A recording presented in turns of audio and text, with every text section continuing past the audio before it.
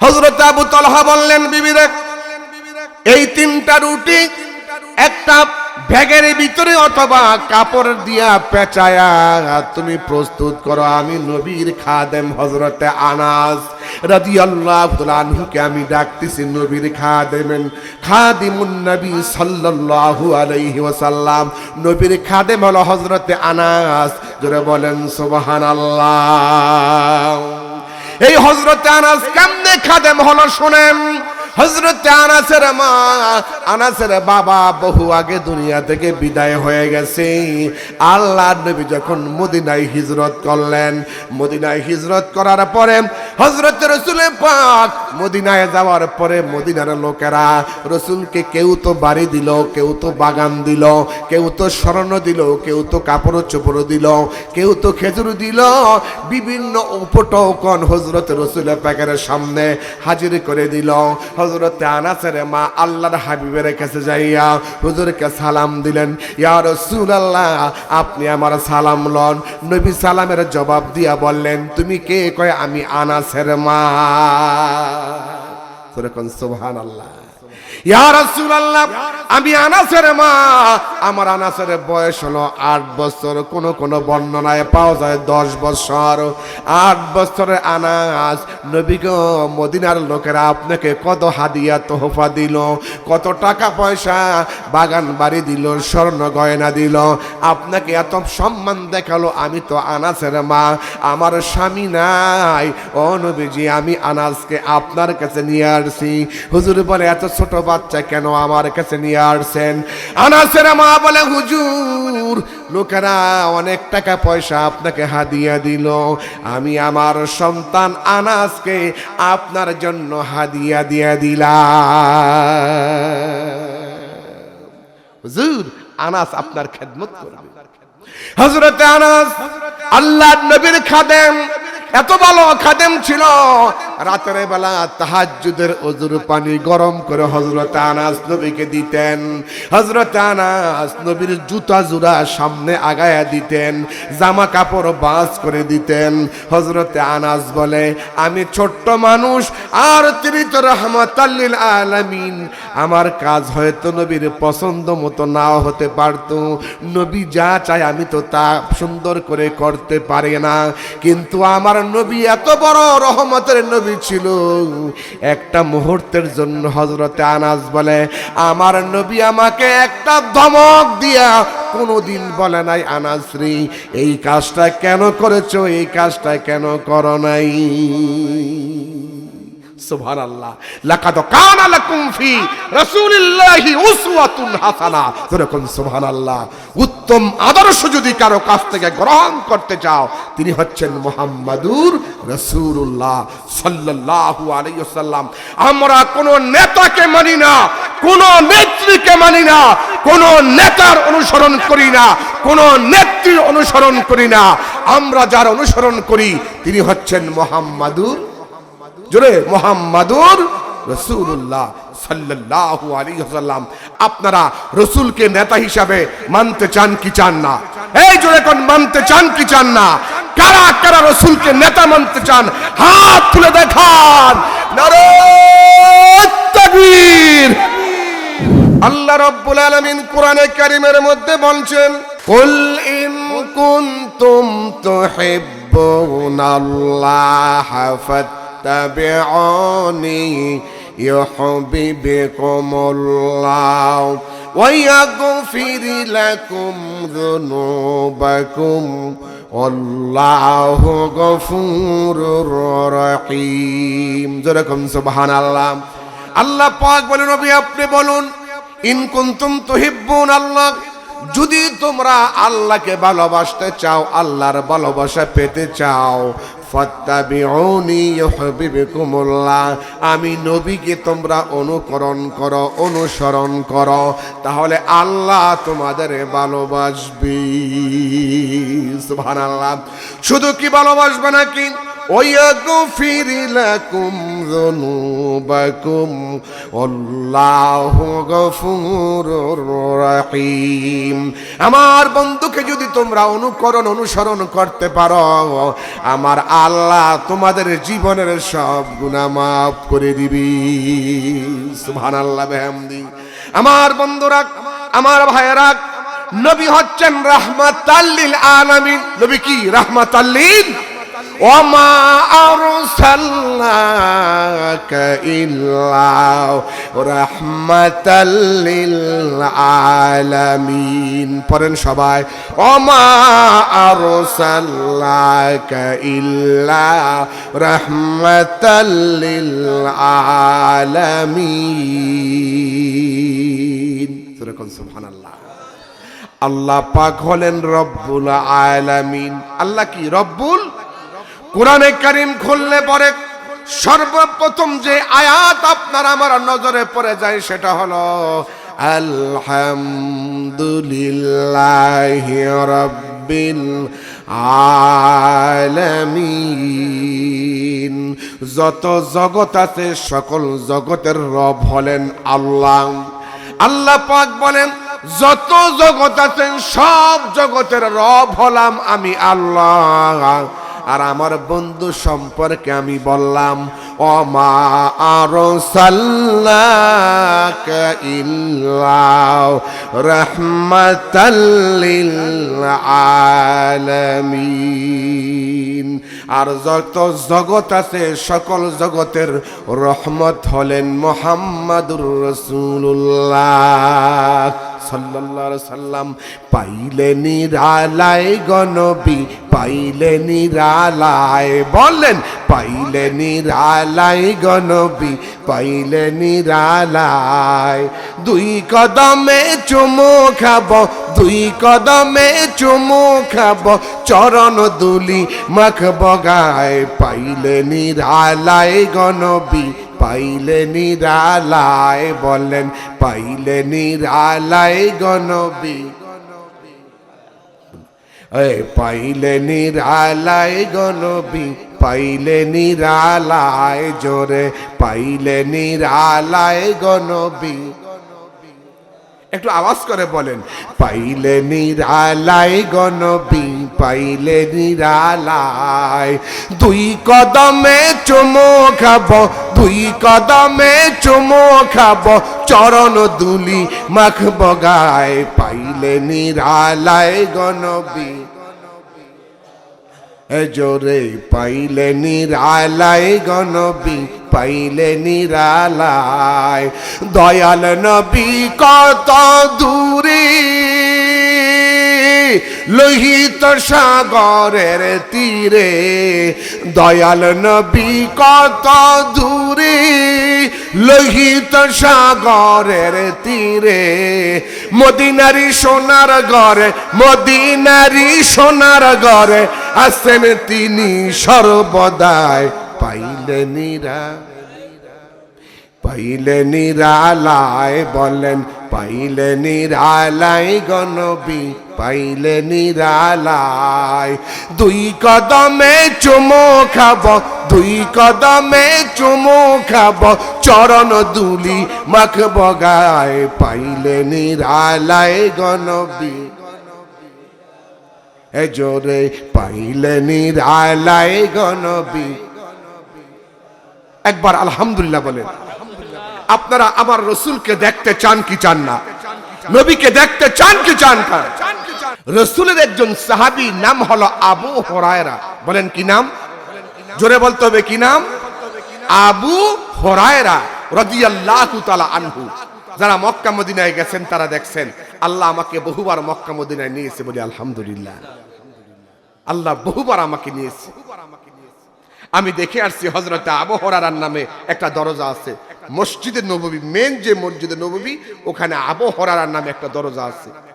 হযরতে হাসানের নামে দরজা আছে, হুসাইনের নামে দরজা আছে, আবু বকর সিদ্দিকের নামে দরজা আছে, ওসমান গনির নামে দরজা আছে, হযরত আলীর নামে দরজা আছে, হযরত ওমরের নামে দরজা আছে। যখন সুবহানাল্লাহ। হযরত আবু হুরায়রা বিখ্যাত সাহাবী, লক্ষ লক্ষ হাদিসের হাফেজ। সুবহানাল্লাহ বলেন। এই যে আবু হুরায়রা নামটা ভালো না খারাপ? আজকে কি আমাদের সমাজে ভালো ভালো নাম আছে? ভালো ভালো নামগুলো আমাদের সমাজ থেকে বিলুপ্ত হয়ে গেছে। নাম কি?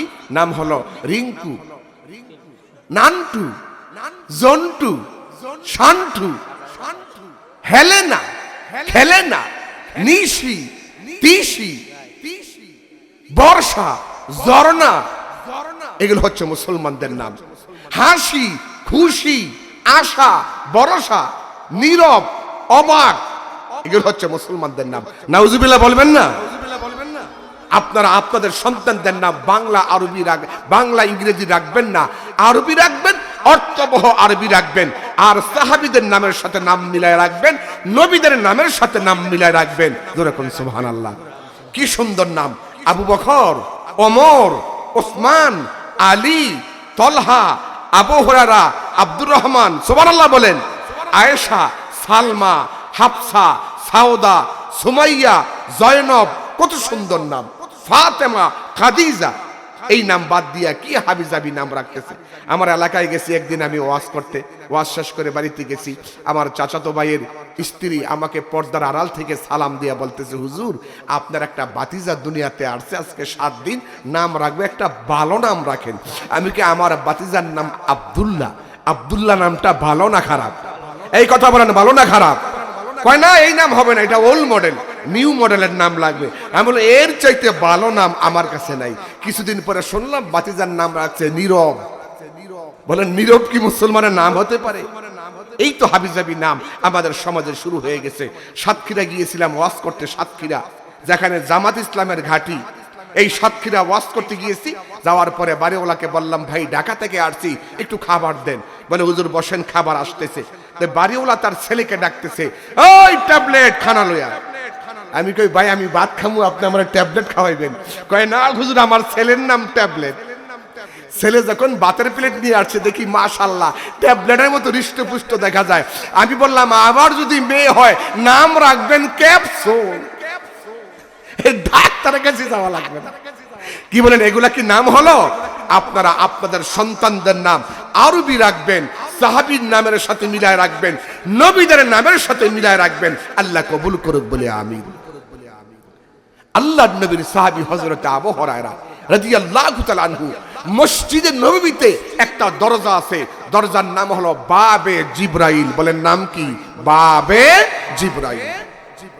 এই বাবে জিবরাইল, এই দরজা দিয়ে হযরত জিবরাইল আলাইহিস সালাম নবীর কাছে আসতেন। এই বাবে জিবরাইলের সামনে আমি বহুবার নামাজ পড়েছি। সুবহানাল্লাহ বলেন। এটা দোয়া কবুলের জায়গা। বাবে জিবরাইল, এই দরজাটা দোয়া কবুলের জায়গা। মদিনাতে 17টা জায়গায় দোয়া কবুল হয়, এর মধ্যে বাবে জিবরাইল এটা একটা জায়গা। এই বাবে জিবরাইলের সামনে হযরতে আবু বকর সিদ্দিক রাদিয়াল্লাহু তাআলা আনহু বসে আছেন 3 দিন পর্যন্ত না খাওয়া। জোরে বলেন কয় দিন? 3 দিন। আপনি আমি কয়দিন না খাইয়াছিলাম? হযরত আবু হুরায়রা 3 দিন পর্যন্ত না খাওয়া। আমার বন্ধুরা গভীর মনোযোগ, এদিক সেদিক কেউ তাকাবেন না, একটা কথা বলতে পারবেন না, মাথা ঘুরাতে পারবেন না। হযরত আবু হুরায়রা 3 দিন পর্যন্ত না খাওয়া মসজিদে নববীর বাবে জিবরাইল নামক দরজার সামনে হযরত আবু হুরায়রা দাঁড়ায় বসে আছি। ওই দরজা দিয়ে প্রবেশ করতেছেন ইসলামের দ্বিতীয় খলিফা হযরত ওমর রাদিয়াল্লাহু তাআলা আনহু। হযরত আবু হুরায়রা দাঁড়ায় গেলেন, দাঁড়ায়া হযরত ওমরকে সালাম দিলেন। হযরত ওমর সালামের জবাব দিয়া বলেন, ইয়া আবু হুরায়রা। আমি বললাম, নাম আমি আবু হুরায়রা। এই কথা বলে হযরত ওমর চলে গেলেন, কিছু বললেন না। আবার কিছুক্ষণ পরে ওই দরজা দিয়া প্রবেশ করলেন হযরতে আবু বকর সিদ্দিক রাদিয়াল্লাহু তাআলা আনহু। হযরত আবু হুরায়রা বলেন, আমি হযরত আবু হুরায়রাকে সালাম দিলাম। হযরত আবু হুরায়রা সালামের জবাব দিয়া চলে গেলেন মুস্কি হাসি দিয়া, কিছুই বললেন না। আমি যে না খেয়ে আছি, আমার না খাওয়ার সম্পর্কে আমাকে কোনো প্রশ্ন করলেন না। আমি এতক্ষণ পর্যন্ত যার অপেক্ষা করতেছিলাম তিনি হচ্ছেন ইমামুল মুরসালিন, আশরাফুল আম্বিয়া, সাইয়্যিদুল মুরসালিন, নূরে মুজাসসাম, সিরাজাম মুনীরা, রাহমাতাল লিল আলামিন, মুহাম্মাদুর রাসূলুল্লাহ সাল্লাল্লাহু আলাইহি আলাইহি ওয়াসাল্লাম। হযরত আবু হুরায়রা বলে আল্লাহর নবী আমার দিকে আসতেছে, বাবে জিবরাইল দিয়া প্রবেশ করবে, আমি আবু হুরায়রা দাঁড়ায়া গেলাম। সুবহানাল্লাহ, সুবহানাল্লাহ। হযরত আবু হুরায়রা বলে আমি যখন দাঁড়ায়া গেলাম, এমন সময় দাঁড়ায়া রাসূলকে সালাম দিলাম, আসসালামু আলাইকা ইয়া রাসূলুল্লাহ। আপনারা যখন মক্কা মদিনায় হজ করতে যাবেন, মক্কা থেকে হজ করে মদিনায় যাবেন, মদিনায় যাওয়ার পরে আপনারা যখন নবীর রওজা জিয়ারত করবেন, নবীকে সালাম আপনারা দেন কি দেন না? দেন কি দেন না? জোরে দেন না আস্তে দেন? জোরে না, জোরে সালাম দেন। একেবারে আস্তে করে সালাম দিতে হবে, কারণ এটা হলো আদবের জায়গা, এখানে বেয়াদবির কোনো জায়গা। রাহমাতুল লিল আলামিন যেখানে শুয়ে আছে সেখানে কোনো বেয়াদবি চলবে না।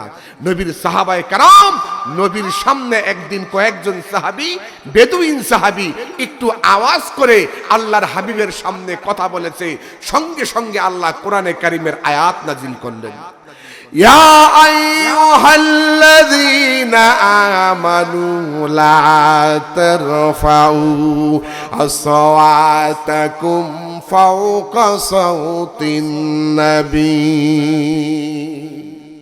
হে সাহাবায়ে কেরাম, আমার নবীর সামনে নবীর কণ্ঠস্বরের চাইতে তোমাদের কণ্ঠস্বর যেন উঁচু হয়ে না যায়। সুবহানাল্লাহ।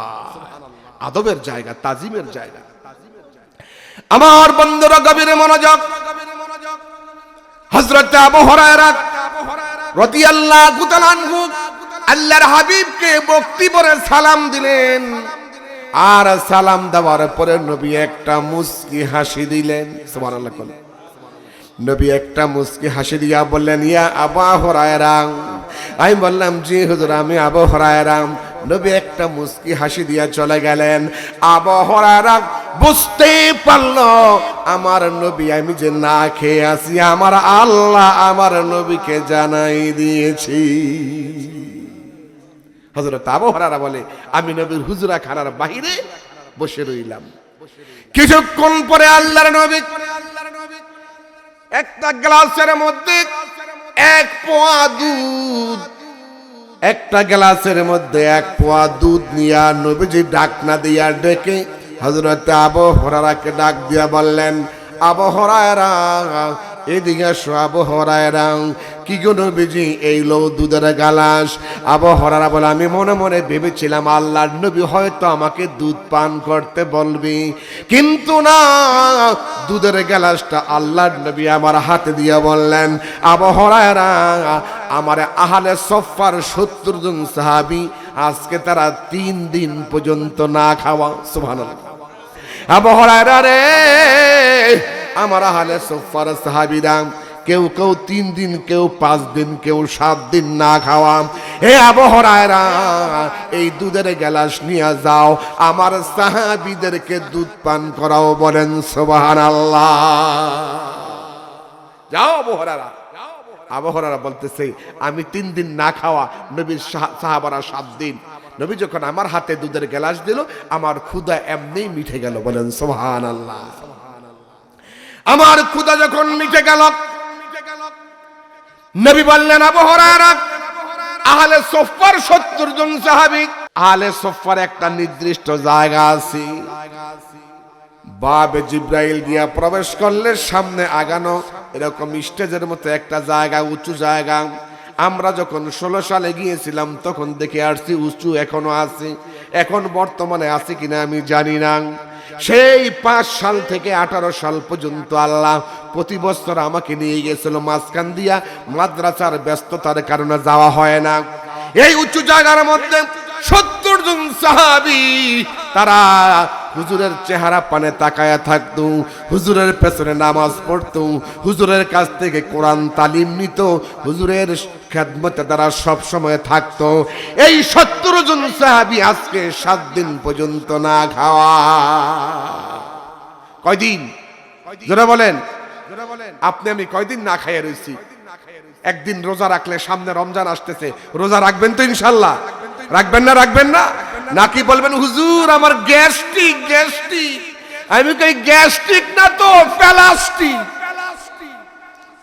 রোজা আইলে কই গ্যাস্ট্রিক গ্যাস্ট্রিক, আর মিয়া রোজা রাখলে আল্লাহ গ্যাস্ট্রিক ভালো করে দিবে। সুবহানাল্লাহ বলেন।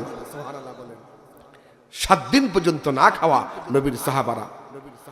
আল্লাহর হাবিব বললেন, এই সাহাবীরা, নবী বলে জিবরাইল আবু হুরায়রা ওদেরকে দুধ পান করাও।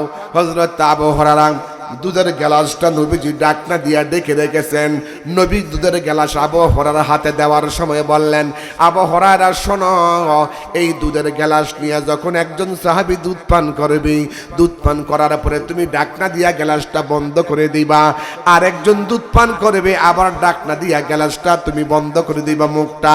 আর একজন দুধ পান করবে, ডাকনা দিয়া গ্লাসের মুখটা বন্ধ করে দিবা। এইভাবে করে যত সাহাবী ওখানে আছে সবাইকে দুধ পান করাইবা। সুবহানাল্লাহ। আপনারা বলেন তো বরকতের মালিক কে? জোরে বলতে হবে বরকতের মালিক কে? আজকে তো আমরা খাওয়ার আগে বিসমিল্লাহ বলি না, খাওয়ার পরে আলহামদুলিল্লাহ বলি না। এরকম আছে কিনা বলেন? খাইতে খাইতে অর্ধেক খাওয়া শেষ হয়েছে, হায় হায় বিসমিল্লাহ তো বলি নাই। নবীজি বলে যদি তোমার মনে না থাকে, যখন স্মরণ আসবে তখনই বিসমিল্লাহ বলবা। সুবহানাল্লাহ বলেন চিল্লায়া। আল্লাহর নবীর সাহাবী হযরত আবু হুরায়রা দুধের গ্লাস নিয়ে চলে গেলেন সাহাবায়ে কেরামদের কাছে। নবীর সাহাবীরা, আল্লাহর হাবিব তোমাদেরকে খাবার দিয়েছি, ও নবীর সাহাবারা একজন একজন করে আসো, একজন একজন করে তোমরা দুধ পান করো। একজন করে সাহাবী আসতেছে আর দুধ পান করতেছি। এক সাহাবী গেল, আরেক সাহাবী আসলো। 2 সাহাবীর মাঝখান দিয়ে আবু হুরায়রা ওই যে ডাকনা দিয়ে দুধের গ্লাসটা ডেকে রাখে, আর তারপরে আবার সাহাবীকে দেয়। এইভাবে করে একজন একজন করে দুধ পান করতে লাগলো। 70 জন সাহাবী দুধ পান করলো। জোরে জোরে বলেন সুবহানাল্লাহ। ইমানের পথে অবিচল থেকে বলেন, ইমানের পথে অবিচল থেকে আমার মরণ যেন হয়। বলেন না, ইমানের পথে অবিচল থেকে আমার মরণ যেন হয়। তোমারই কাছে মিনতি আমার, তোমারই কাছে মিনতি আমার, মহামহিম দয়াময়। ইমানের পথে অবিচল থেকে বলেন, ইমানের পথে অবিচল থেকে আমার মরণ যেন হয়, আমার মরণ যেন হয়। বলেন আমার মরণ যেন। প্রতিদিন মিথ্যের মুখামুখি হই, বেদিন ফাঁসে কারাম করে হইচই। প্রতিদিন মিথ্যের মুখামুখি হই, বেদিন ফাঁসে কারাম করে হইচই। আজাজিলে সে গুমরাহি সুর কান করে তোলে মহামায়। ইমানের পথে অবিচল থেকে বলো, ইমানের অবিচল থেকে আমার মরণ যেন হয়। ইমানের পথে অবিচল থেকে আমার মরণ যেন হয়, আমার মরণ যেন। আল্লাহ যেন আমাদেরকে ঈমান নিয়ে মৃত্যুবরণ করার তৌফিক দান করে। বলেন আমিন। আরো জোরে বলেন আমিন। আপনারা কি ঈমান নিয়ে মরতে চান না? ইনশাআল্লাহ সামনে নির্বাচন আসতেছে, কোরআনের পক্ষে আপনারা রায় দিবেন, রাজি আছেন? আল্লাহ কবুল করুক বলে আমিন। হযরত আবু হুরায়রা একজন করে সাহাবীকে দুধ দিতেছে, সাহাবী পান করে আবার ডাকনা দিয়া গ্লাসের মুখটা বন্ধ করে রাখে। আচ্ছা আপনারা বলেন তো, 1 পোয়া দুধ কয়জনে খাইতে পারবে? বলেন, কথা বলেন, কয়জন? একজনই তো হয় না, আবার 7 দিন পর্যন্ত না খাওয়া। আমার ভাইরা, এই যে বরকত, এই বরকতটা কে দিলেন? জোরে বলেন, কে দিলেন? বরকত দেওয়ার মালিক কে? হায়াতের মালিক কে? মৌতের মালিক কে? ক্ষমতা দেওয়ার মালিক কে? নেওয়ার মালিক কে? সব কিছুর মালিক যিনি, তিনি হচ্ছেন আল্লাহ। আমার বন্ধুরা, 70 জন সাহাবী দুধ পান করালেন, আর হযরত আবু হুরায়রা সবার দুধ পান করায়া দুধের গ্লাস নিয়ে মুখের উপরে ডাকনা দিয়া হযরত আবু হুরায়রা নবীজির হুজুরা খানার বাহিরে দাঁড়ানো। রাসূলকে ডাক দেওয়া যাবে না? ডাক দেওয়া যাবে? বেদুইনরা আইসা ইয়া মুহাম্মদ বলে ডেকেছিল। আল্লাহ পাক বলেন, ইন্নাল্লাযীনা ইয়াগুদ্দুনা আসওয়াতাহুম ইনদা রাসূলিল্লাহ উলাইকাল্লাযীনা ইমতাহানাল্লাহু কুলুবুহুম লিত্তাকওয়া। যারা হুজুরা খানার পেছন থেকে আমার নবীকে ইয়া মুহাম্মদ বলে ডাকাডাকি করেছিল, তারা ছিল নির্বোধ, তাদের কোনো জ্ঞান ছিল না, তারা নির্বোধ ছিল। আমার রাসূল হুজুরা খানা পর্যন্ত, হুজুরা খানার ভিতরে অবস্থান করা পর্যন্ত তারা যদি রাসূলকে ডাক না দিত, এটাই ছিল তাদের জন্য কল্যাণ। হযরত আবু হুরায়রা আল্লাহর হাবিবকে সম্মান প্রদর্শন করে হুজুরা খানার বাহিরে আল্লাহর হাবিবের অপেক্ষায় তিনি অপেক্ষমান। আপনারা মসজিদের হুজুরকে এই ইমাম সাহেব ডাক দিবেন, এইভাবে ডাক দিবেন, খবরদার কখনো বেয়াদবি করবেন না।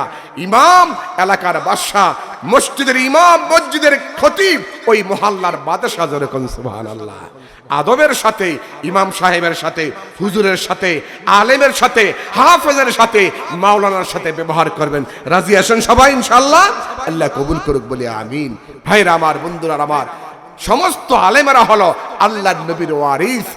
আল উলামাউ ওয়ারাসাতুল আম্বিয়া। সমস্ত উলামায়ে কেরাম নবীদের ওয়ারিস। যেরকম সুবহানাল্লাহ। আল্লাহর নবী কিছুক্ষণ পরে হুজুরা খানা থেকে বের হয়ে আসলেন। বের হয়ে আসার পরে হযরত আবু হুরায়রা হুজুরকে ভক্তি ভরে সালাম দিলেন। নবী বলে, আবু হুরায়রা, আমার সব সাহাবী কি দুধ পান করেছে? জি হুজুর, সব সাহাবী দুধ পান করেছে।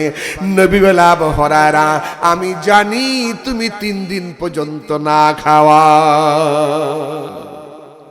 আবু হুরায়রা, তুমি এখন পান করো। সুবহানাল্লাহ। কোন হযরত আবু হুরায়রা বলে, আমি এখন দুধের গ্লাস হাতে নিয়ে দুধ পান করতে লাগলাম। বসে বসে দুধ পান করতেছি। হুজুর বলে, আর একটু পান করো। সুবহানাল্লাহ বলেন। খাবার আগে কিন্তু একটা দোয়া আছে, আছে না? বিসমিল্লাহি ওয়া আলা বারাকাতিল্লাহ। আবার পান করার আগে দোয়া আছে, ওয়াসাকাহুম রাব্বুহুম শারাবান তাহুরা। পড়েন সবাই, ওয়াসাকাহুম রাব্বুহুম শারাবান তাহুরা। হযরত আবু হুরায়রা নবীর অনুমতি ক্রমে দুধ পান করলেন। হুজুর বলে, আর একটু পান করো। সুবহানাল্লাহ বলেন। হযরত আবু হুরায়রা আর একটু পান করলেন। হুজুর বলে, আর একটু পান করো। হযরত আবু হুরায়রা আর একটু পান করলেন। হুজুর বলে, আর একটু পান করো। সুবহানাল্লাহ বলবেন না? হযরত রাসূল পাক বলেন, সাহাবীরা, আরে তোমরা আমার কাছে আমার সন্তানের মতো, আমি তোমাদের জন্য তোমাদের পিতার মতো। পিতা যেমন সন্তানকে আদর করে, মুহাব্বত করে, আমি রাসূল আমার সাহাবীদেরকে আদর করি, মুহাব্বত করি। সুবহানাল্লাহ। লাকাদ জাআকুম রাসূলুম মিন আনফুসিকুম আজিজুন আলাইহি মা আনিতুম হারিসুন আলাইকুম বিল মুমিনিনা রাউফুর রাহিম। আল্লাহ পাক বলে আমি তোমাদের মধ্য হতে একজন রাসূল তোমাদের জন্য প্রেরণ করেছি, যেরকম সুবহানাল্লাহ। তোমরা যদি সুখে থাকো, শান্তিতে থাকো, তিনি আনন্দ পায়। তোমরা যদি দুঃখে থাকো, অশান্তিতে থাকো, তিনি কষ্ট পায়। সুবহানাল্লাহ, সুবহানাল্লাহ। ভাইরা আমার, হযরত আবু হুরায়রা বলে আমি 3 বার দুধ পান করলাম। হুজুর বলে আরেকটু পান করো। কি বলেন? আমরা আমাদের বাচ্চাদেরকে আদর করে খাওয়াই না? কি বলেন, খাওয়ান না আপনারা? আপনারা কি আপনাদের বাচ্চাদেরকে আদর করেন না? ছেলে মেয়েকে ভালোবাসেন না? সুবহানাল্লাহ। হযরত আবু হুরায়রা বলে আমি পান করলাম। হুজুর বলে আরেকটু পান করো। পান করলাম। হুজুর বলে আরেকটু পান করো। পান করলাম। হযরত রাসূল পাক বলে আরেকটু পান করো। সুবহানাল্লাহ। হযরত আবু হুরায়রা দুধের গ্লাসটা ডান হাতে নিয়ে আস্তে করে বসা থেকে দাঁড়ায় গেল আর বললেন, ইয়া রাসূলুল্লাহ, ইয়া হাবিবাল্লাহ, আল্লাহর কসম করে বলি আমার জন্মের পরে আজকের মতো এত বেশি দুধ আমি আর কখনো পান করি নাই। রাসূল বলে, আবু হুরায়রা এবার গ্লাসের মুখের থেকে ওই ঢাকনাটা তুমি সরাও। হযরত আবু হুরায়রা বলে আমি নবীর কথা মতো গ্লাসের মুখের থেকে ঢাকনাটা সরাইলাম। আবু হুরায়রা বলে ঢাকনা সরায়া দেখি আমি সহ ৭১ জন সাহাবী দুধ পান করলাম, একটু সামান্যতম দুধও কমে নাই। সুবহানাল্লাহ, সুবহানাল্লাহ। এ হচ্ছেন রাহমাতাল লিল আলামিন। আমাদের দেশে আমরা ছেলেদেরকে স্কুলে ভর্তি করি, মাদ্রাসায় পড়াইতে চাই না। এরকম আপনাদের মধ্যে আছে কিনা বলেন? প্রাইমারিতে ভর্তি করি, মাদ্রাসায় পড়াইতে চাই না। আমার এলাকায় এক ছাত্র প্রাইমারি ক্লাস 4-এ পড়ে দাঁড়ায় পেশাব করতেছে। আচ্ছা বলেন তো, দাঁড়ায় পেশাব করে এটা কি ভালো? কথা বলেন নাকি, এটা কি ভালো? দাঁড়ায় পেশাব করতেছে ক্লাস 4-এ পড়ে। তো পেশাবের পানি দিয়া ঘুরাইয়া কি যেন লেখছে। দেখেন চিন্তা করে, আপনারা প্রাইমারিতে পড়ান, মাদ্রাসায় ছাত্র পড়াইতে চান না। দেখেন মাদ্রাসার স্কুল কি, একটু আপনাদেরকে বুঝাই দেই। পেশাবের পানি দিয়া ঘুরাইয়া কি যেন লেখছে। তা আমি পেছন দিক দিয়া তার ঘাড়ে ধরলাম, এইভাবে ধরছি, হেই পেটা তারা এক কুত্তার মতন পেশাব করস। কোন ক্লাসে পড়স? চাচা ক্লাস 4-এ পড়ি। তা কি লেখছস? 40 লিখছি। পেশাবের পানি দিয়া কত লেখছে? 40 লেখছে। এইভাবে ঘুরায় 40 লেখছে। কই চাচা প্রতিদিন 100 লেখি, আজকে 40 লিখছি। পেশাব কম এলাকা 40 লিখছি। তুই কোন ক্লাসে? কয় ক্লাস 4-এ। তো তোর স্যার কি তোরে শিক্ষা দেয় নাই কেমনে পেশাব করতে হয়? তোর স্যার, তোর উস্তাদ কি তোরে শিখায় নাই? ক্লাস 4-এ পড়স। ছেলেটা মুস্কি হাসি দেয়, কয় চাচা আমার স্যার আমারে কি শিখাইবে? আমি একদিন প্রাইমারির পেশাবখানা যাইয়া দেখতেছি আমার স্যার দাঁড়ায়া পেশাব করে। এবার আপনারা বলেন, যে স্কুলের স্যার দাঁড়ায় পেশাব করে, ছাত্র কি বৈশা পেশাব করবে? এই কথা বলেন, বৈশা পেশাব করবে? আর মাদ্রাসা, একবার আলহামদুলিল্লাহ বলেন। আমার বাবার একটা প্রতিষ্ঠিত মাদ্রাসা আছে, নাম হলো সাকাওয়াত। 7 বছর বয়স, পেশাবখানায় পেশাব করতেছে আর কাশতেছে। পেশাব করে আর এরকম 3টা কাশ দিচ্ছে। তো আমি মাদ্রাসার অফিসে বসা, আমি মুহতামিমকে বললাম, মুহতামিম সাহেব এই সাকাওয়াত পেশাব করে আর কাশে কারণটা কি? তার কি জ্বর আসছে, ঠান্ডা লাগছে? ওষুধ খাওয়াইছেন? কয় না, ওষুধ লাগবে না হুজুর, এটা আসল কাশ না নকল কাশ। তো আমার একটু সন্দেহ হইল। সাকাওয়াত পেশাব করে আসলো, ডাক দিলাম, কিরে সাকাওয়াত তুই পেশাবখানায় বসে পেশাব করলি আর কাশলি, কারণটা কি? তোর কি জ্বর ঠান্ডা লাগছে? কয় না হুজুর, এটা আমার আসল কাশ না নকল কাশ। আরে শিক্ষক বলে নকল, ছাত্র বলে নকল, সন্দেহ আরো বাড়লো। এবার আসল কি নকল কি? হুজুর শোনেন, আমি তো আল্লাহর কোরআন পড়ি। দেখেন কি বলে, আমি তো আল্লাহর কোরআন পড়ি। আমি পেশাবখানায় যখন পেশাব করলাম, পেশাব করে চিন্তা করলাম আমার পেশাবটা ক্লিয়ার হয় নাই। বাম হাতে ডিলা নিয়ে পেশাবের জায়গায় ধরলাম, একটা কাশ দিলাম, ক্লিয়ার হয় নাই। আরেকটা কাশ দিলাম, ক্লিয়ার হয় নাই। আরেকটা কাশ দিলাম, ক্লিয়ার হয়েছে। ডিলা ফেলে দিলাম, পানি খরচ করলাম, ওযু করলাম, আপনার কাছে আসলাম। আমি বললাম, বাবা এরকমটি তোমার করার কারণ কি? কয় হুজুর আপনি জানেন না আমরা আল্লাহর কোরআন পড়ি, লা ইয়ামাসসুহু ইল্লাল মুতাহহারুন, পবিত্রতা ছাড়া আল্লাহর কোরআন ধরা যায় না। যেরকম সুবহানাল্লাহ। আমার ভাইরা, মাদ্রাসা হলো নবীর ঘর, আর যারা মাদ্রাসায় পড়বে তারা তালবে এলেম। একজন তলবে এলেম যদি রাস্তা দিয়ে হেঁটে যায়, ওই রাস্তার চলার পথে যদি কোনো কবরস্থান পড়ে, ওই একটা তলবে এলেম ছাত্রের উসিলায় কবরবাসীদের কবরের আযাব 40 দিন পর্যন্ত আল্লাহ মাফ করে দিবেন। জোরে সুবহানাল্লাহ বলতে পারলেন না? আমার নবীর খাতিরে এত সম্মান একজন তলবে এলেমকে আল্লাহ পাক দিয়েছেন। মুসলিম শরীফের 2040 নম্বর হাদিস। এখন আমি আপনাদের খেদমতে এই হাদিসটা বর্ণনা করব। হযরত আনাস ইবনে মালিক রাদিয়াল্লাহু তাআলা আনহু এই হাদিসখানা বর্ণনা করেছেন। আবু তলহা নামক নবীর একজন সাহাবী, বলেন নাম কি? যেরকম কি নাম? আবু তলহা রাদিয়াল্লাহু তাআলা আনহু। আবু তলহা রাদিয়াল্লাহু তাআলা আনহু একদিন নবীজির কাছে গেছেন, গিয়ে দেখে নবীর গলার আওয়াজটা খুব দুর্বল। তিনি তার স্ত্রী উম্মে সুলাইম রাদিয়াল্লাহু তাআলা আনহার কাছে এসে বলে, উম্মে সুলাইম, আমার নবীর গলার আওয়াজটা খুব দুর্বল দেখেছি। এরে উম্মে সুলাইম, বলো তো আমার ঘরে কি কোনো খাবার আছে নাকি? উম্মে সুলাইম বলল, স্বামী গো, আমার ঘরে 3টা রুটি আছে। যেরকম কয়টা? হযরত আবু তলহা বললেন, বিবি রে, এই 3টা রুটি একটা ব্যাগের ভিতরে অথবা কাপড় দিয়া পেঁচায়া তুমি প্রস্তুত করো। আমি নবীর খাদেম হযরতে আনাস রাদিয়াল্লাহু তাআলা আনহুকে আমি ডাকতেছি নবীর খাদিমুন নবী সাল্লাল্লাহু আলাইহি ওয়াসাল্লাম। নবীর খাদেম হলো হযরতে আনাস। জোরে বলেন সুবহানাল্লাহ। এই হযরতে আনাস কেমনে খাদেম হলো শুনেন। হযরতে আনাসের মা, আনাসের বাবা বহু আগে দুনিয়া থেকে বিদায় হয়ে গেছে। আল্লাহর নবী যখন মদিনায় হিজরত করলেন, মদিনায় হিজরত করার পরে হযরত রাসূল পাক মদিনায় যাওয়ার পরে মদিনার লোকেরা রাসূলকে কেউ তো বাড়ি দিল, কেউ তো বাগান দিল, কেউ তো স্বর্ণ দিল, কেউ তো কাপড় চোপড় দিল, কেউ তো খেজুর দিল, বিভিন্ন উপটৌকন হযরত রাসূল পাকের সামনে হাজির করে দিল। হযরত আনাসের মা আল্লাহর হাবিবের কাছে যাইয়া হুজুরকে সালাম দিলেন, ইয়া রাসূলুল্লাহ, আপনি আমার সালাম লন। নবী সালামের জবাব দিয়া বললেন, তুমি কে? কয়, আমি আনাসের মা। সুবহানাল্লাহ। ইয়া রাসূলুল্লাহ, আমি আনাসের মা। আমার আনাসের বয়স হলো 8 বছর, কোন কোন বর্ণনায় পাওয়া যায় 10 বছর। 8 বছরের আনাস। নবী গো, মদিনার লোকেরা আপনাকে কত হাদিয়া তোহফা দিল, কত টাকা পয়সা, বাগান বাড়ি দিল, স্বর্ণ গয়না দিল, আপনাকে এত সম্মান দেখালো। আমি তো আনাসের মা, আমার স্বামী নাই। ও নবীজি, আমি আনাসকে আপনার কাছে নিয়ে আসছি। হুজুর বলে, এত ছোট বাচ্চা কেন আমার কাছে নিয়ে আসছেন? আনাসের মা বলে, হুজুর, লোকেরা অনেক টাকা পয়সা আপনাকে হাদিয়া দিল, আমি আমার সন্তান আনাসকে আপনার জন্য হাদিয়া দিয়ে দিলাম।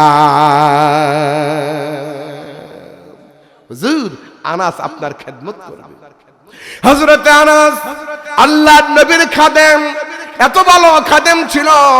রাতের বেলা তাহাজ্জুদের ওযুর পানি গরম করে হযরত আনাস নবীকে দিতেন।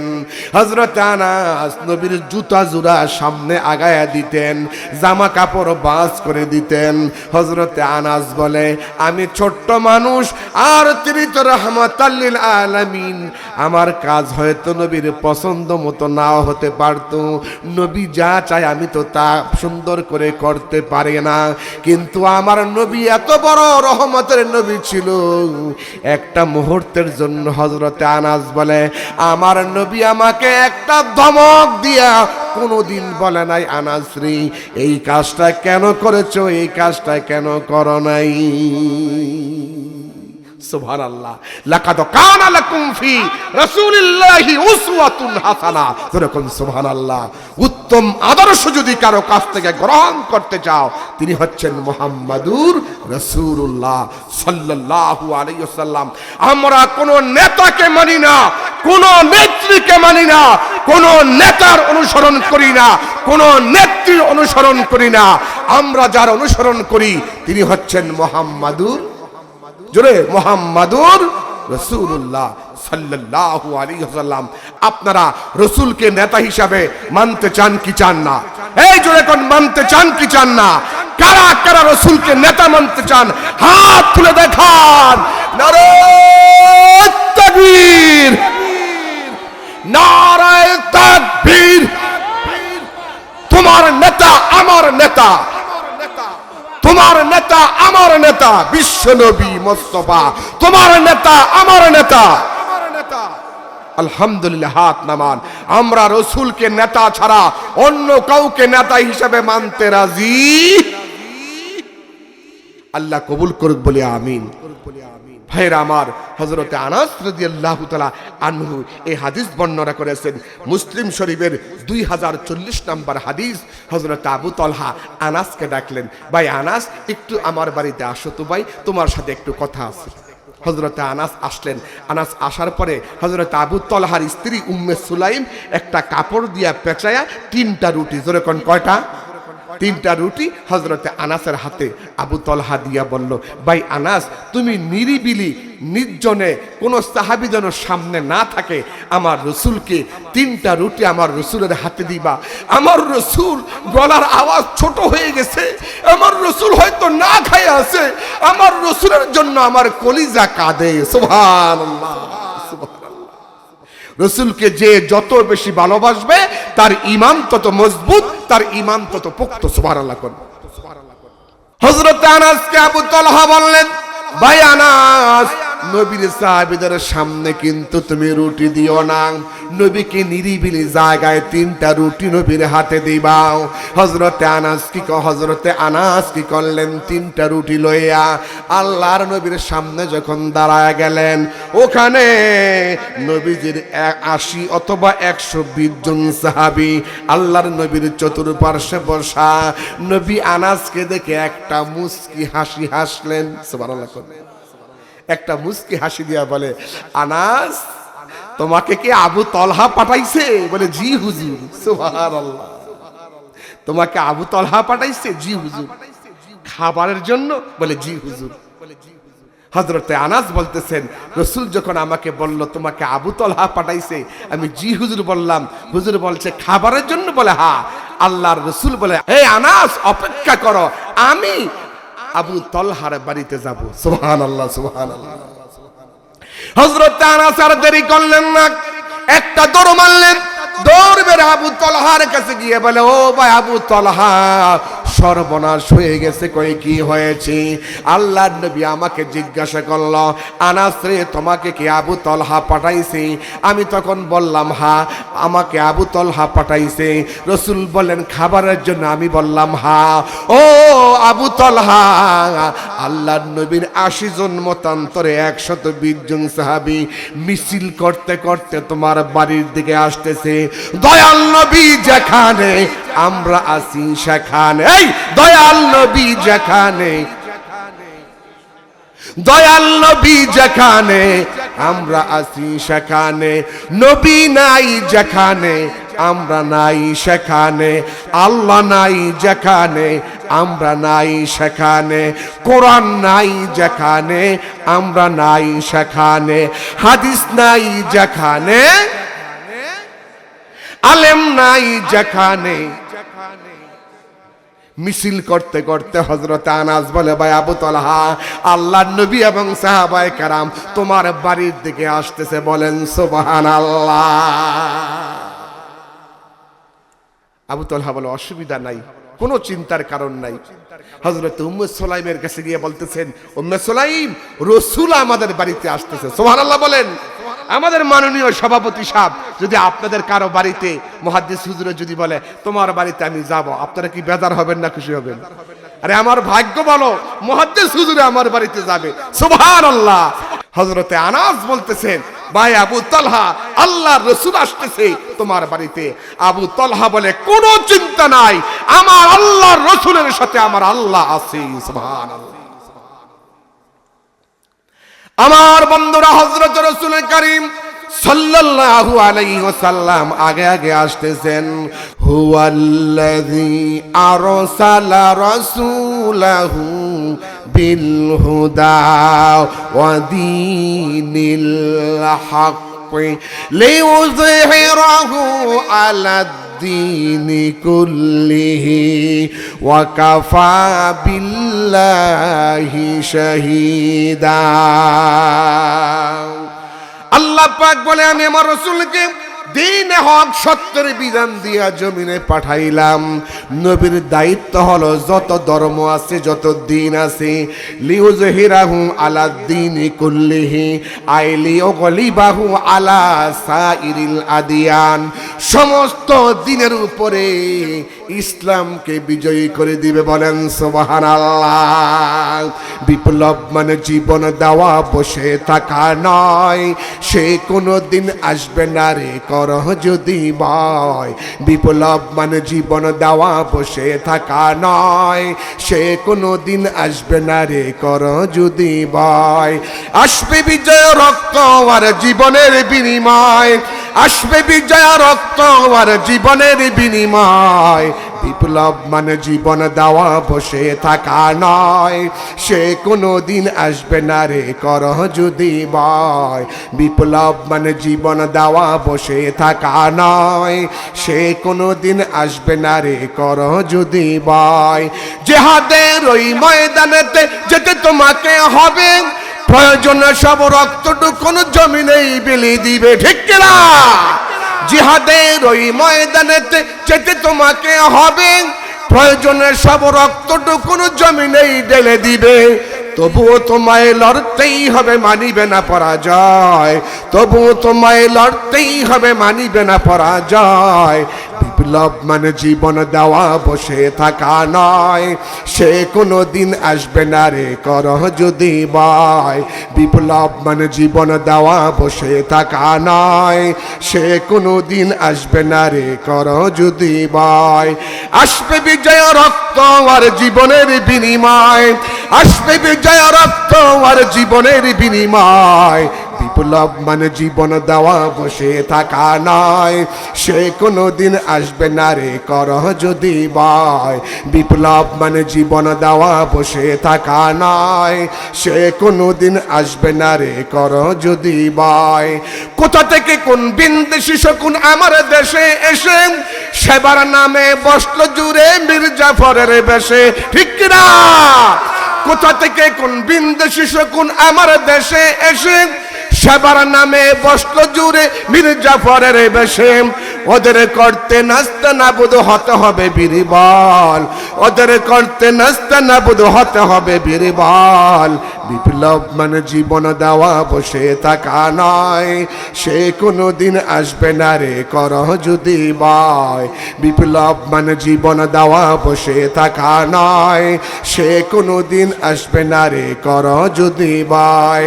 আসবে বিজয় রক্ত আর জীবনের বিনিময়, আসবে বিজয় রক্ত আর জীবনের বিনিময়। বিপ্লব মানে জীবন দেওয়া, বসে থাকা নয়, সে কোনো দিন আসবে না রে করহ যদি ভয়। নারে তাকবীর! ভাইরা আমার, বন্ধুরা আমার, যেই কথা আপনাদের খেদমতে বললাম, হযরত রাসূল পাক ৮০ জন মতান্তরে ১২০ জন সাহাবী নিয়া হযরত আবু তলহার বাড়িতে রওনা। বলেন সুবহানাল্লাহ। আমাদের সম্মানিত মুহাদ্দিস সাহেব যদি আপনাদের বাসায় যায়, আপনারা যদি খুশি হন, আমার নবী যদি সাহাবীদের বাড়িতে যায়, সাহাবীরা খুশি হবে কি হবে না? সাহাবা কি সাধারণ কথা? সাধারণ কথা সাহাবী। আল্লাহ পাক বলেন জাযাউহুম ইনদা রাব্বিহিম জান্নাতু আদনিন তাজরি মিন তাহতিহাল আনহারু খালিদিনা ফিহা আবাদা রাদিয়াল্লাহু আনহুম ওয়া রাদু আন যালিকা লিমান খাশিয়া রাব্বাম। আল্লাহ পাক বলেন তারাই সাহাবী, তাদের জন্য তাদের প্রতিপালকের পক্ষ থেকে রয়েছে মহা পুরস্কার। আল্লাহ তাদের প্রতি সন্তুষ্ট, তারাও আল্লাহর প্রতি সন্তুষ্ট। যেরকম সুবহানাল্লাহ বলেন না, সুবহানাল্লাহ। হযরত আবু তলহার বাড়িতে নবী আসছেন। আবু তলহা তাড়াতাড়ি করে আসছে হুজুরকে আহলান সালাম জানাবার জন্য। দরজার সামনে দাঁড়ায় হুজুরকে সালাম দিলেন। হুজুর সালামের জবাব দিয়ে বলেন, আবু তলহা তুমি কেমন আছো? সুবহানাল্লাহ বলবেন না? যদি আমরা ওই সময় যদি থাকতাম রে ভাই, রসুলকে আমরা দেখতে পারতাম। ঠিক না, ঠিক না? জন্ম আমার নবীর যোগে হলে কেমন হতো, জন্ম আমার নবীর যোগে হলে কেমন হতো, দুনয়নে রসুল পাক দেখলে কেমন হতো, দুনয়নে রসুল পাক দেখলে কেমন হতো, জন্ম আমার নবীর যোগে হলে কেমন হতো, জন্ম আমার নবীর যোগে হলে কেমন হতো। আস্ত আজানেরি ধ্বনি মসজিদের মিনারায়, সামনে রসুল পাক হতো, পেছনে সাহাবা কেরাম, নবীর পিছনে নামাজ পড়লে কেমন হতো, জন্ম আমার নবীর যুগে হলে কেমন হতো, দুনয়নে রসুল পাক দেখলে কেমন হতো, বলেন দুনয়নে রসুল পাক দেখলে কেমন হতো, জন্ম আমার নবীর যুগে হলে কেমন হতো। যেরকম সুবহানাল্লাহ, আমাদের জন্ম যদি নবীর যুগে হতো আমরা হইতাম সাহাবী। আমরা কি হইতাম? সাহাবী হইতাম। সুবহানাল্লাহ। হযরত আবু তালহা দৌড়ায় আসছে, হুজুর কেমন আছেন? সুবহানাল্লাহ বলেন। আমার নবীর চেহারার দিকে যে এক নজর তাকাবে, ঈমানের সাথে আল্লাহ তাকে জান্নাত দান করে দিবেন। সুবহানাল্লাহ। ভাইরা আমার, নবী বলে, আবু তালহা তুমি কেমন আছো? হুজুর ভালো আছি। আসেন হুজুর, আসেন। রাসূল ঘরের ভিতরে প্রবেশ করলো, সাহাবীদেরকে বলল তোমরা বাহিরে বসো, আমি একটু ঘরে যাচ্ছি। সাহাবীদেরকে বাহিরে রাইখা নবী বলে, আবু তালহা তোমার ঘরে কি আছে? ওদিক দিয়ে আনাস রাদিয়াল্লাহু তাআলা আনহু এই 3টা রুটি তাড়াতাড়ি নিয়ে হযরত আবু তালহার কাছে দিয়েছে। আবু তালহা ভাই হুজুরে আসতেছে, নাও তোমার রুটি তোমার কাছে রাখো। হযরত আবু তালহা রুটি নিয়ে ভিতরে তার বিবির কাছে বলল, বিবি রুটি রাখো, রাসূল আসতেছে, দেখি কি হয়। আল্লাহর হাবিব ডেকে বলে, আবু তালহা তোমার ঘরে কি আছে? জোরে সুবহানাল্লাহ কোন। হুজুর আমার ঘরে 3টা রুটি আছে। আর কি আছে? কোনো তরকারি আছে কিনা? আমরা হোটেলে যখন পরোটা খাই, পরোটার সাথে ভাজি খাই, ডাল খাই, অথবা একটা মুরগির ডিম খাই, খান কিনা? অথবা অনেকে চা দিয়া খায়।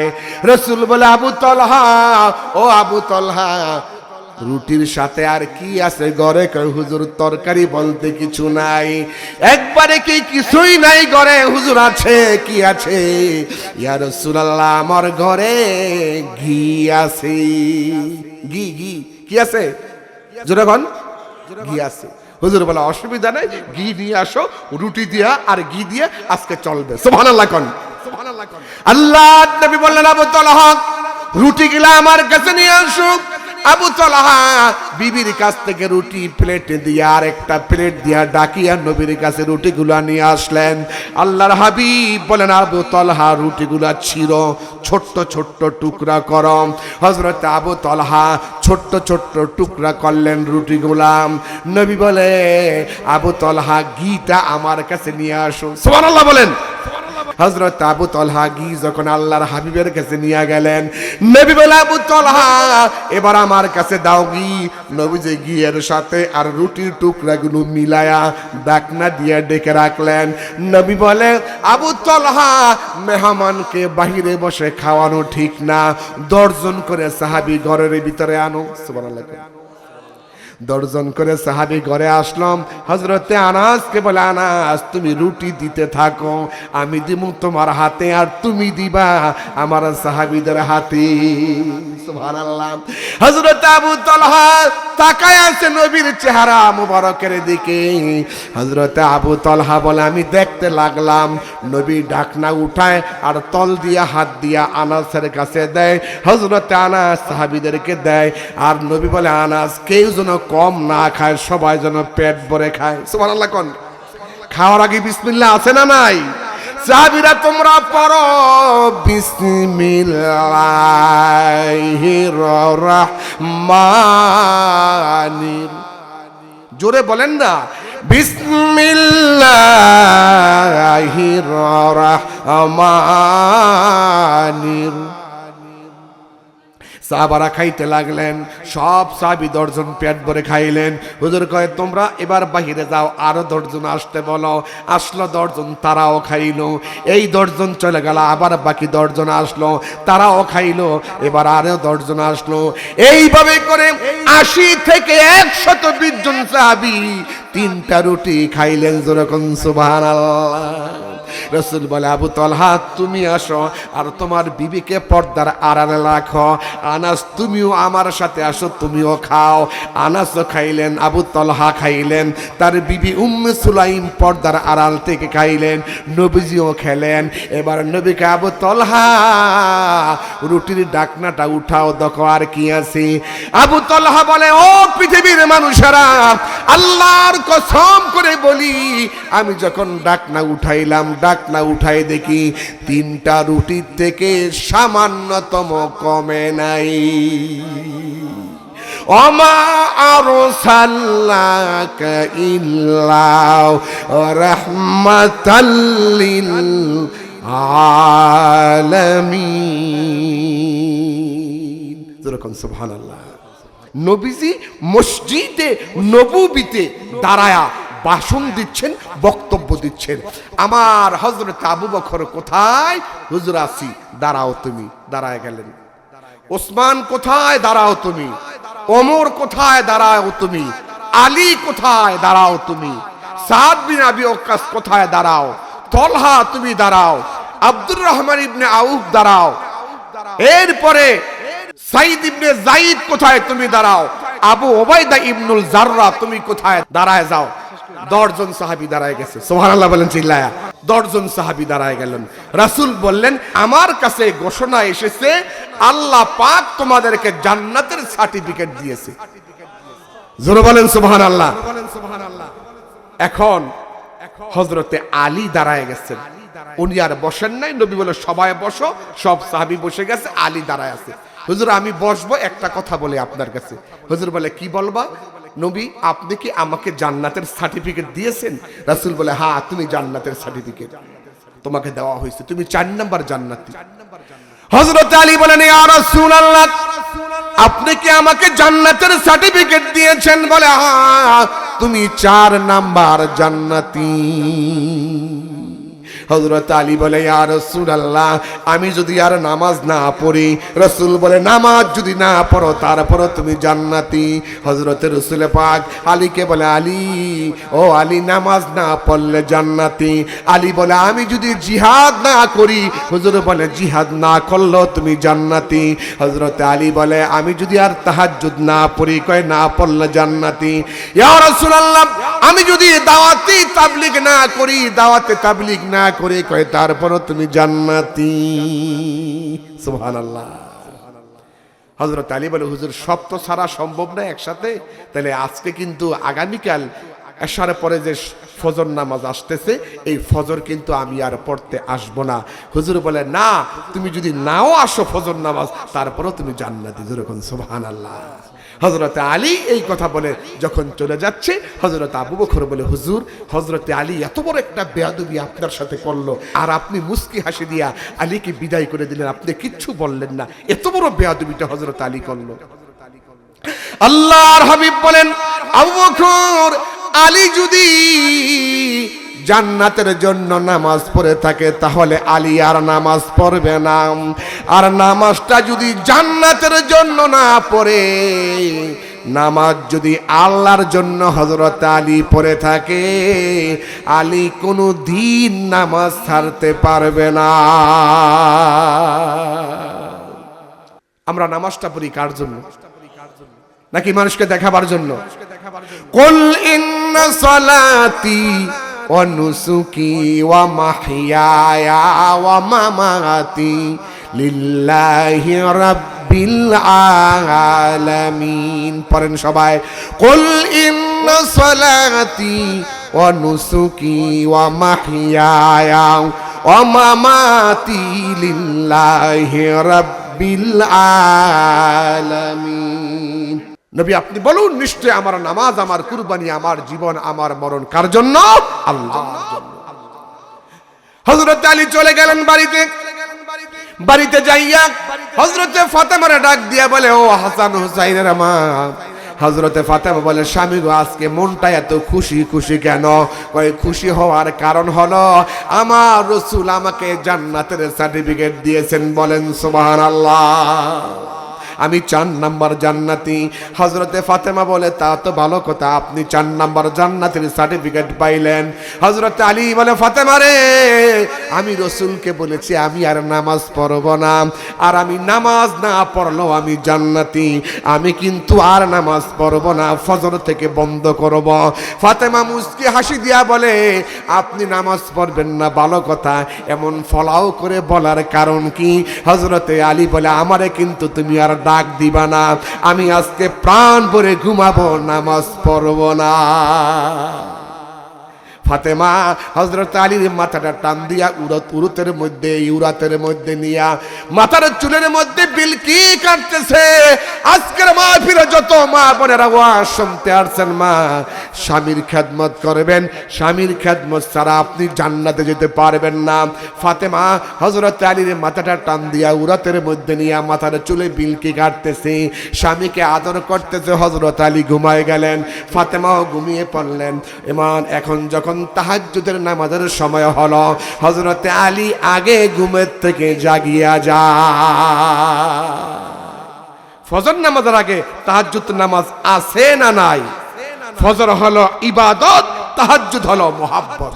বিসমিল্লাহির রহমানির রহিম।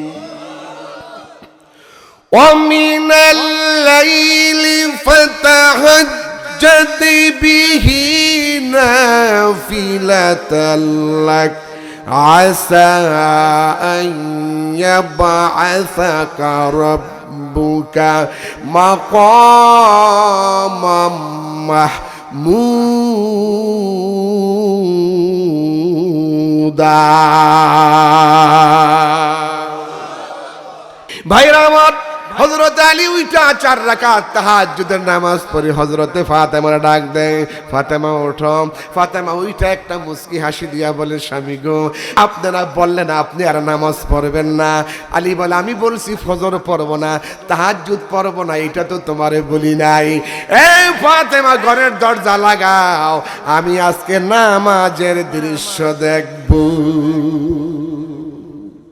বলা হয়, চাচা আসেন মসজিদে নামাজ পড়তে আসেন, ভাই আসেন মসজিদে নামাজ পড়তে আসেন। কই আমার কাজ আছে। কি বলে? কাজ আছে। নামাজকে বলো না কাজ আছে, কাজকে বলো আমার নামাজ আছে। নামাজ বিহীন পরকালে কি জবাব দিবে তুমি প্রভুর দ্বারে? ফজর কাটে ঘুমের ঘরে, জোহর কাজে কাজে, আসর কাটে খেলাধুলায়, মাগরিবি মাঝে মাঝে, এশার সময় হলে পরে থাকো মিছে দুনিয়ার পিছে। নামাজকে বলো না কাজ আছে, কাজকে বলো আমার নামাজ আছি নামাজ বিহীন পরকালে কি জবাব দিবে তুমি প্রভুর ধারে আমার বন্ধুরা হযরত আলী ফাতেমার কাছ থেকে পারমিশন নিয়ে অনুমতি নিয়ে ফাতেমাকে বলিয়া ঘর থেকে বের হলো আর বলল ফাতেমা রে আজকে নামাজ পড়ব না নামাজের দৃশ্য দেখব হযরতে আলী যখন মসজিদের সামনে যায় দাঁড়ালো এমন সময় বেলাল আযান দিল আসসালাতু খায়রুম মিনান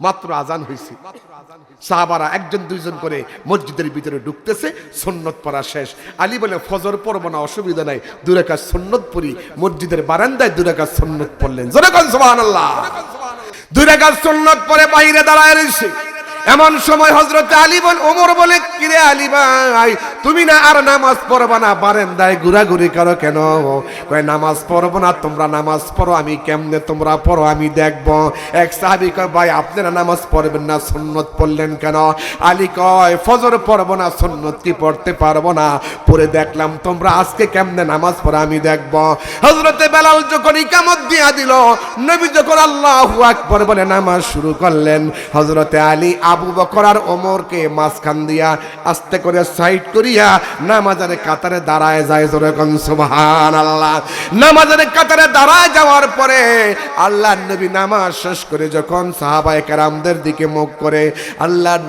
আল্লাহর নবী যখন দেখলেন তাকায়া দেখেন হযরত আলী আবু বকর ওমরের মাঝখানে দাঁড়ায় নামাজ পড়ল নবী বলেন সাহাবীরা রে আমার আলী এমন নামাজি নামাজ হযরতে আলীকে ছাড়তে চায় কিন্তু আলী নামাজকে ছাড়ে না